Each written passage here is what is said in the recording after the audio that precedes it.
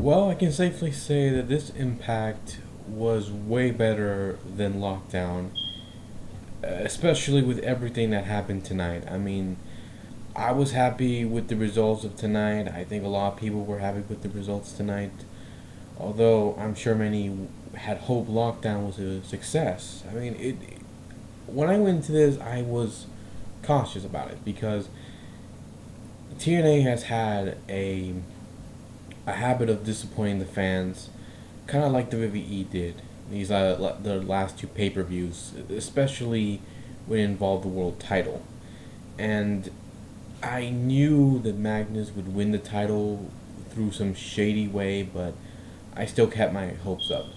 Now, I made a video about Lockdown a few days ago, but I took it down because I wasn't happy how it went, and I knew I should have waited until the next day to do it, but I thought it would be a smart idea to do it after the pay-per-view ended. I was tired, exhausted, I couldn't remember much of the stuff that happened.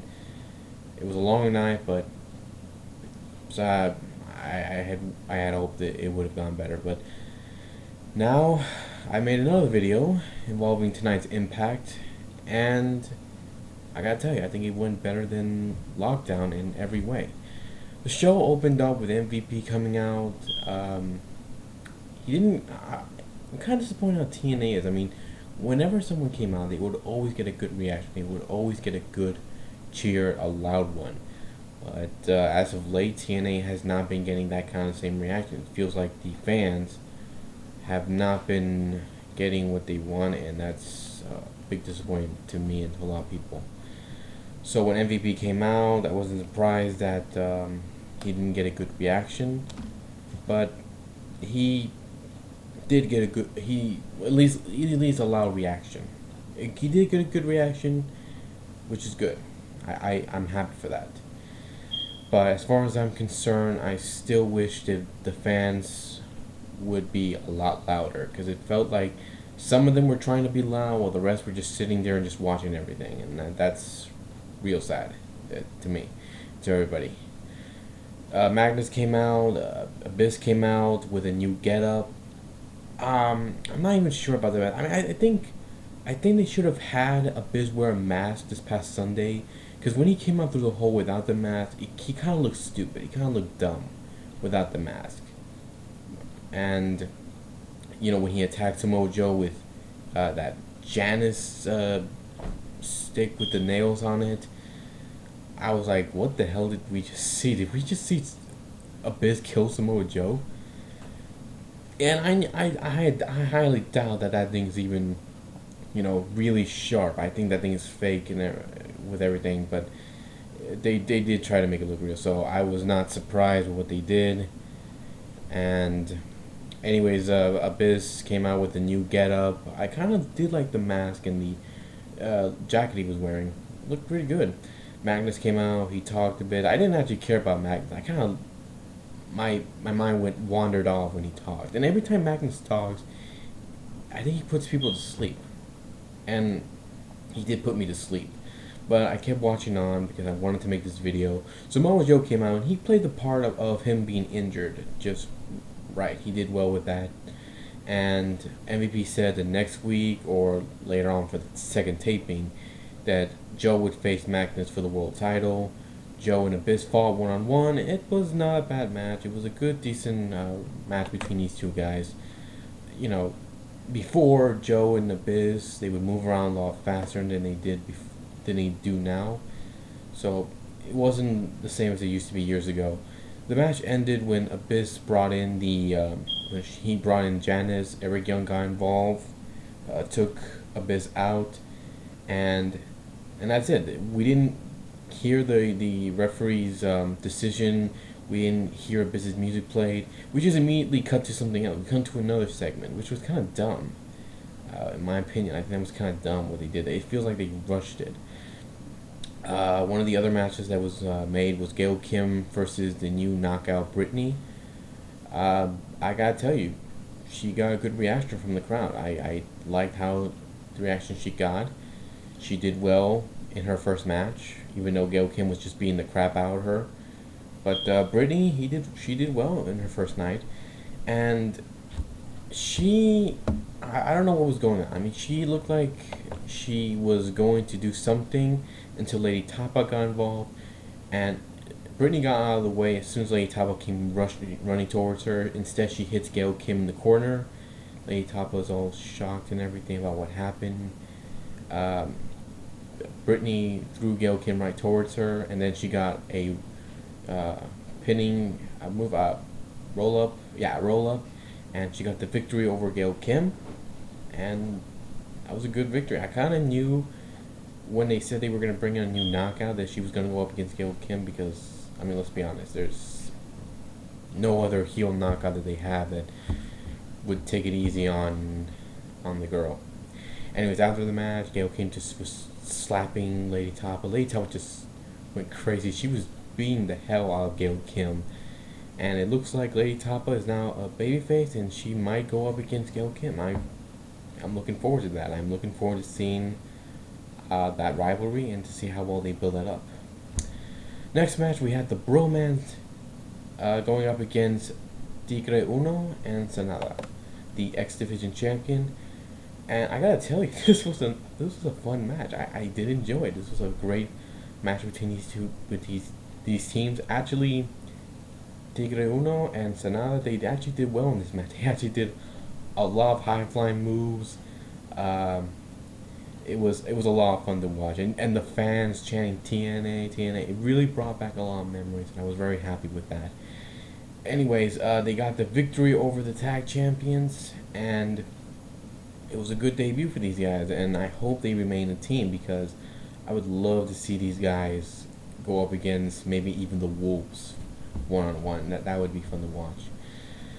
Next match we have with Mr. Anderson and Samuel Shaw. I'm not sure what they're doing with Samuel Shaw because first he went from being a stalker to him now having a creepy mannequin doll that he calls Christy Hemme. Uh, the mannequin thing, I'm not so sure about. I mean, Samuel Shaw, when he came to TNA for the first time, I thought, okay, he looks good. I mean, my friend told me about him. I saw his match. He looked good. He looked like someone that could impress the crowd. So he might get over with them and might do well. But then when they went with this whole stalker thing, I thought, what the fuck are they doing? I really didn't get it. I really didn't get it, and I was concerned for that. I was concerned where they were going with this. And when he had that match with Anderson, it was not that good at Lockdown. It was not that good. I mean, this street fight they had was mildly a little better. It was a little better. Still wish it was given a little longer and they did more, but still not a bad match. Hopefully they do a little better. And throughout the night, we had Bully Ray who came in. He was attacked by Bobby Roode, the Bromans, and Rockstar Spud. Payback for what he did at Lockdown. Bully Ray throughout the night was attacking everyone. He was attacking the Bromans, Team Ion. Actually, that was fun. That was fun to watch. He pretty much just beat the hell out of the Bromans, and then he gave Zima a wedgie before throwing him face first into the locker. That was entertaining. That was fun.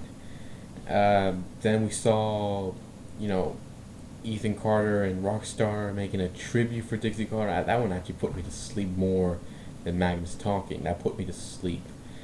But MVP came out, said he had signed in Bobby Lashley to TNA, and then Ethan would fight Bobby next week or later on in the taping of the second show, and Rockstar would go up against Willow. I'll get to that in a little bit, but before I do, I just want to say that this night was fun to watch. I did enjoy it, and I think the fans enjoyed it a lot as well. At least I hope they enjoyed it, because we didn't get much reaction from them, but it was still better than Lockdown, I think. Still wish we would see more action and more excitement than we had at Lockdown. Anyways, Angelina came out. Angelina Love came back, by the way. She came back tonight on Impact. She came back. She was happy to be back. She then called out Velvet. She said she wanted to reunite the beautiful people. Bubba was unsure because she had started being a singles competitor, even though she was already singles on before, but she was already doing well and she wanted to continue being a singles competitor.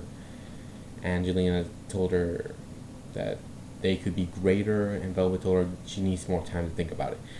I don't actually want to see the Beautiful People reunite. I mean, years ago, yeah, it would have been fun, but now not so much. I don't care for it, and I'm wondering. I mean, are they just bringing back all the former knockouts? Can they bring back any? Can they just bring in any new knockouts? I would like to see that. I would like to see that more than bringing back old knockouts. Uh, the last match of the night had Willow against Rockstar Spud, and Willow's entrance, not bad. It wasn't good, but it was not bad. He was very aggressive in this match. He was just beating the hell out of Rockstar. I mean, Rockstar tried to fight back, but Willow was just kicking his ass. He had him in the Tree of Woe, and he then pulled out his umbrella. He came out with an umbrella. He used it. He got himself disqualified. He hit the twist of fate on the referee in that match, and he put a chair around Rockstar's leg and just started stomping on it. Rockstar did a good job of making it look real, and Hardy went from the top of the ladder that he brought in, jumped off and hit a big body splash on Rockstar, and wow. Oh, I guess that's the last time we're gonna see Rockstar for a long time, and I hope we do, because I don't think he's gonna do anything good for next on Impact, at least without Dixie using him for a while. Next, the last segment of the night had Bully Ray come out. He called out Bobby Roode. They had a little fight, and it was very entertaining. I think the fans enjoyed this segment more than anything else they had in the night. Bobby did put Bobby through Bully put Bobby through a table, and that was the end of the show. And it looks like they're gonna have these two guys go at it at Sacrifice. Yes, Sacrifice is back. They brought back that pay-per-view. It's one of the 4 pay-per-views of this year for TNA, and it looks like we already know one match is gonna happen: Bully Ray versus Bobby Roode. I can't wait for that, and to see how this rivalry is gonna go. That's it, everybody. If you guys enjoyed the video, leave some comments below. Let me know what you think. And if you guys have a different opinion of what you think should have happened at Lockdown, again, leave some comments below and let me know what you guys think could have happened or should have happened to have saved the pay-per-view and not, fail.